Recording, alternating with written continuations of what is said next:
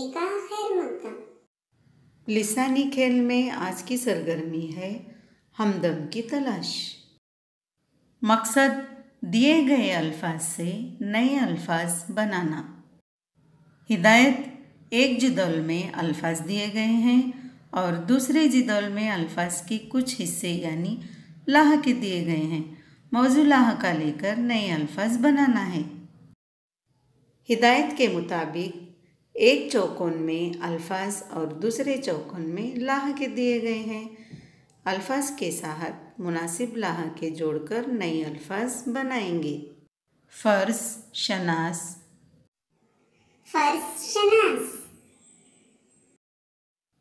फरमा बरदार, फरमा बरदार, दीवाना वार, दीवाना वार, सीहत बख्श, सेहत बख्श, खुशहाल, खुशहाल, फलक बोस, फलक बोस, मेहनत कश, मेहनत कश, गरीब परवर, गरीब परवर, खुददार, खुददार, रूह परवर, रूह परवर, राजदार।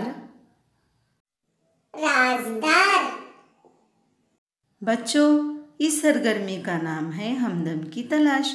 हमदम इसलिए कहा गया है कि एक जिदौल में अल्फाज दिए गए हैं और दूसरे जिदौल में लाह के दिए गए हैं। अल्फाज और लाह के एक दूसरे के हमदम हैं, इसलिए इस सरगर्मी का नाम है हमदम की तलाश। बच्चों, आज का ये अदा अल्फाज और लाह के जोड़कर नए अल्फाज बनाएंगे।